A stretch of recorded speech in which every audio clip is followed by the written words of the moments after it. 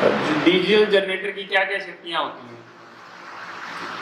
Diesel generator से ओ low lube oil pressure, low coolant level, high water temperature और over speed, मुख्य 4 safety होती हैं। कुछ अपने बारे में बताइए। सर मेरा नाम रामनिवास चौधरी है, बिलोंग राजस्थान से। मेरे high education BTech electrical engineer और 6 मंथ का एक्सपीरियंस है सर।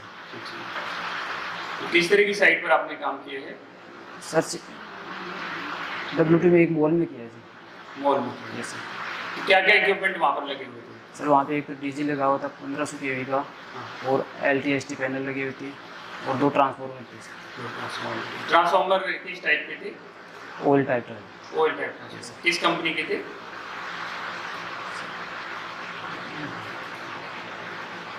और आपका जो LT पैनल था उसमें कितने ब्रेकर लगे हुए थे? उसमें सर 6 ब्रेकर लगे थे। 6 ब्रेकर लगे थे। सबसे ज़्यादा रेटिंग का ब्रेकर कहाँ पर लगा हुआ था? डीसी में हाँ? LT में ही कौन सा ब्रेकर सबसे ज़्यादा रेटिंग था?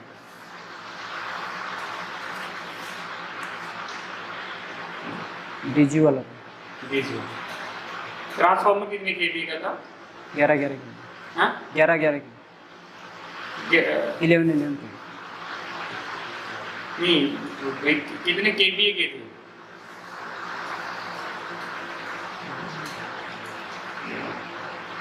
1000 केवीए, 1500 केवीए, 2000 केवीए। 1100 की। 1100। जो आपका डीजी लगा हुआ था, यस सर। डीजी के बारे में थोड़ा बताओ, किस टाइप का था, क्या कुछ प्रॉब्लम आती थी? थोड़ा डीजी के बारे में बताओ। सर वाटर कूल्ड डीजी था। Water cooled DG. Yes sir. किस तरह की प्रॉब्लम आती थी उसके लिए? कोई तुम्हारे सामने प्रॉब्लम आई थी उसके लिए? सर उसमें कूलेंट लेवल की प्रॉब्लम आई थी। क्या हो गया था?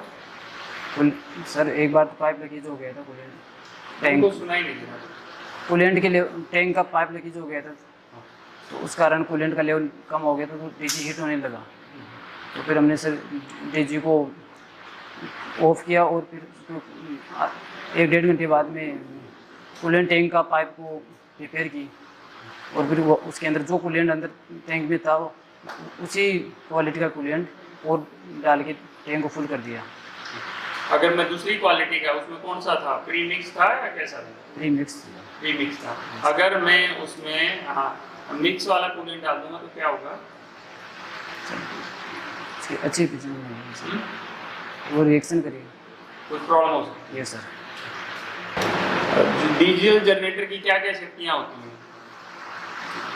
डीजल जनरेटर से ओ low lube oil pressure, low coolant level, high water temperature और ओवर स्पीड, मुख्य 4 सेफ्टी होती हैं।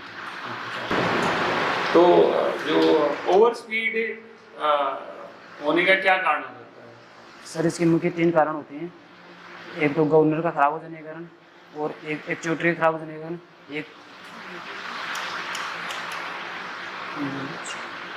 PMC के खराब हो जाने के कारण, MPU के कारण। MPU क्या होता है? Magnitude unit pressure. MPU magnetic pickup unit. Pickup कहाँ पे लगता है ये? सर ये ECP में लगा रहता है, इलेक्ट्रो कंट्रोल पैनल में लगा रहता है। इलेक्ट्रो कंट्रोल पैनल में सेंसिंग आती है, लगा क्या रहता है?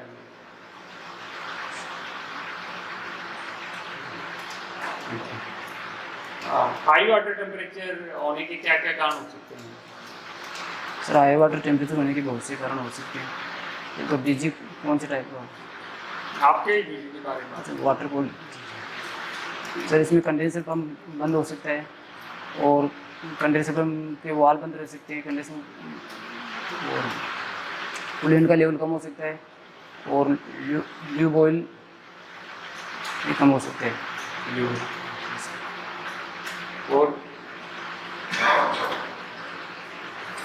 और स्पीड की करनी है, ओवरलोड की करनी है सर, ओवरलोड। कभी हाई वाटर टेम्परेचर का अलार्म आया आपके इधर? कितना % लोड पे चलाते थे डीजी को? 1250 की। 1250। कितने % लोड पे चलाते थे? बस। और टोटल लोड तो 1250 है। टोटल लोड 1200 है। कितने एम्पियर डालते थे उस पर? नॉर्मली कितना आता था?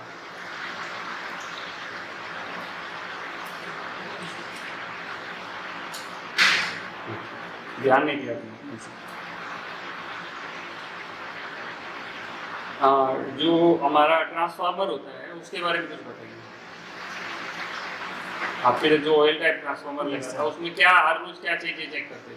तो उसमें ऑयल का टेम्परेचर और वाइंडिंग का टेम्परेचर और ब्रीदर में जो बकोज रिले लगी थी उसका कलर। बकोज लिया कलर? नहीं, ब्रीदर में सिलिका जेल और लीकेजिंग चेक करते थे, जब टैंक की कहीं से लीकेज तो नहीं।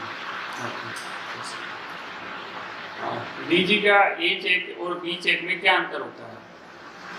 सर ए चेक तो रेगुलर करना पड़ता है और बी चेक को 350 आवर से लेकर 550 आवर्स के बीच में इनमें से और या 6 मंथ इनमें से एक भी पहले हो जाएगा तो बी चेक करना पड़ता है।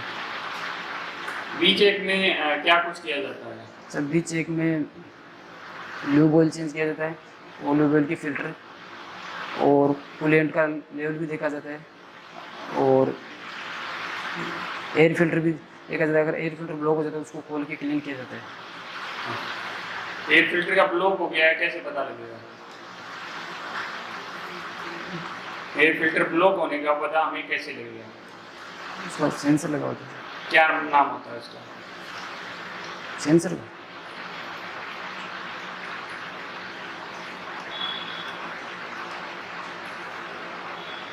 ए चेक में क्या क्या चीजें करते हैं?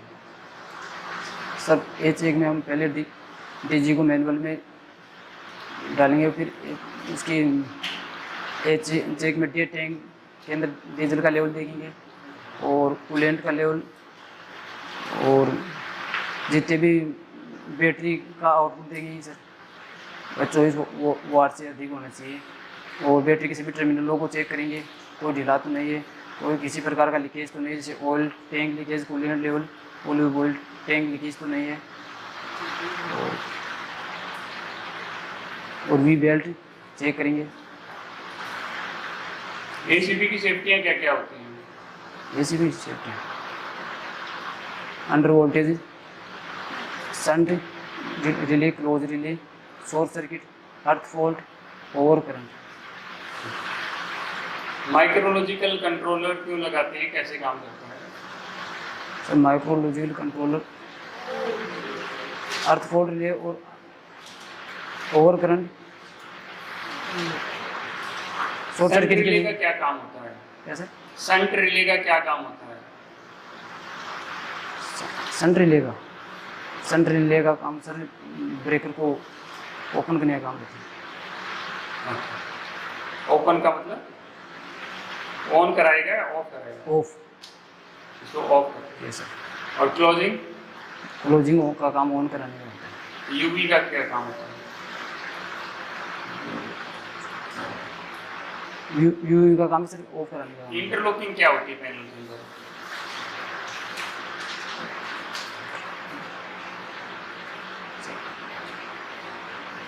इंटरलॉकिंग के बारे में कुछ पता है आपको? हाँ? एक्सप्लेन नहीं करना। नहीं कोई नहीं, जिस तरह भी गलत कर सकते जो एक्सप्लेन कर सकते वो नहीं।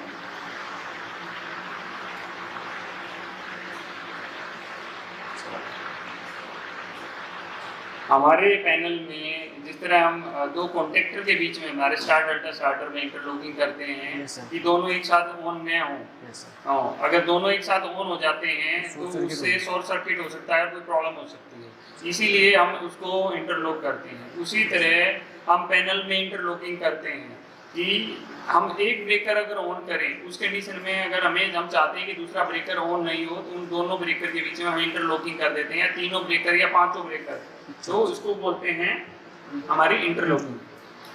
यस।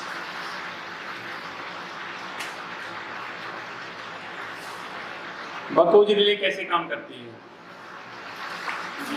बकोज रिले सर ट्रांसफार्मर में फॉल्ट आता है उस समय काम करती है। किस तरह के फॉल्ट पे? जब ट्रांसफार्मर में फॉल्ट आता है तो ट्रांसफार्मर का ऑयल हीट होता है और हीट होकर के ट्रांसफार्मर के ऑयल से जो गैस जाती है वो बकोज रिले के अंदर जाती है, बकोज रिले में वाल लगा होता है। एमओजी क्यों लगाते हैं? ट्रांसफार्मर का ऑयल लेवल चेक नहीं। और कोई काम नहीं? हाँ, नहीं।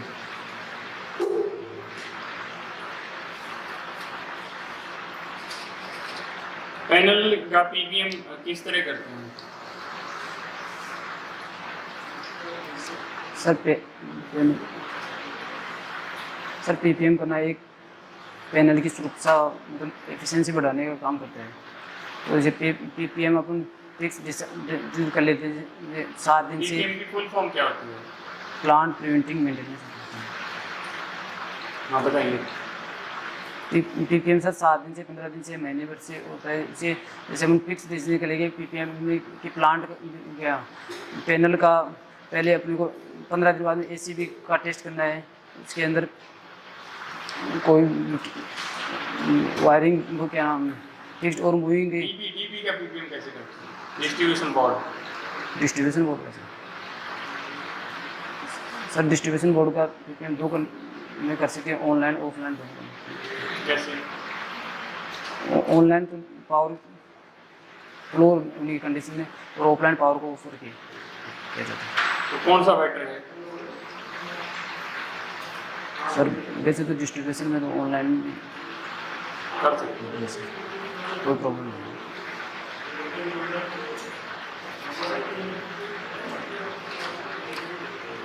जो आपका एचटी ब्रेकर है यस सर। उसके बारे में कुछ बताइए। सर एसटी ब्रेकर में एसटी पैनल क्या सर एसटी पैनल में 3 ब्रेकर यूज होते हैं, वीसीबी, ओसीबी, SF6 और आपके इधर कौन सा लगा हुआ है? वीसीबी लगा हुआ है। रिसीव लगा हुआ है। क्या सेफ्टियाँ थी उसकी? उसके अंदर short circuit relay, master relay, auxiliary relay और सुपरविजन रिले और ओवर करंट और अर्थ बोर्ड रिले।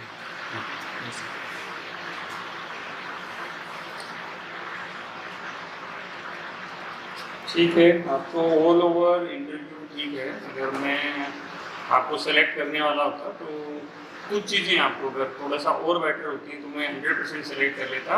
अभी मैं आपको क्या करूँगा कि सेलेक्टेड कैंडिडेट में ही रखूँगा, बट अगर मुझे मिलेगा आपसे कोई बेटर कैंडिडेट है तो मैं उसको हायर करूँगा। मैं आपको फ़ोन करके बोलूँगा, मैं बताता हूँ आपको। बताता हूँ का मतलब ज़्यादातर ना होता है या 50-50 भी हो जाता है। तो थोड़ा सा आपको कुछ चीज़ें हैं जो ऐड ऑन करनी है। जैसे अभी एक था आपने बकोज रिले के बारे में मैंने आपसे पूछा, तो बकोज रिले टेम्परेचर बढ़ने पे काम नहीं करती है, वो गैस ऑपरेटेड रिले है। बकोज रिले हमारी गैस ऑपरेटेड रिले है। अगर मेरे ट्रांसफार्मर में फॉल्ट होगा, फॉल्ट का मतलब है कि वाइंडिंग के अंदर कोई स्पार्क होगा या कुछ भी होगा। जब स्पार्क होगा तो गैसेज बनेगी और वो उसको एक्टिवेट कर देंगे। ऑयल से नहीं हुआ ना, ऑयल के टेम्परेचर से थोड़ी। आपने बोला उसका टेम्परेचर बढ़ता है, टेम्परेचर के लिए WTI और OTI उसके अंदर लगा रखी है। तो गैस से दबा पे काम करता है। हाँ, गैस के ऊपर ही काम करेगा, नहीं कि उसके टेम्परेचर बढ़ने में। टेम्परेचर बढ़ने के लिए अपने दूसरी उसके अंदर लगा रखी है।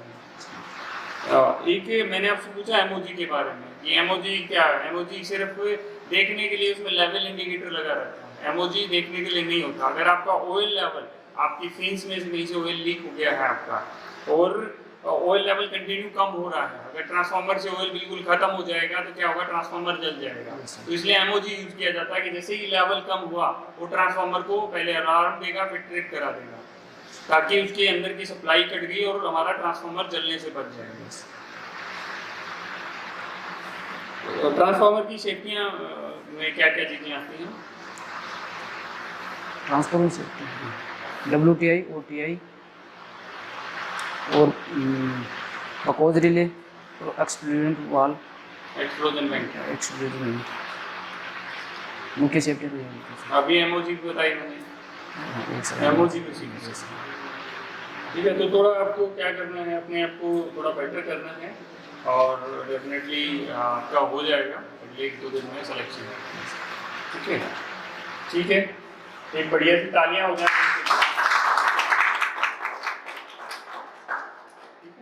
ठीक, थोड़ा प्रिपरेशन करो उसका।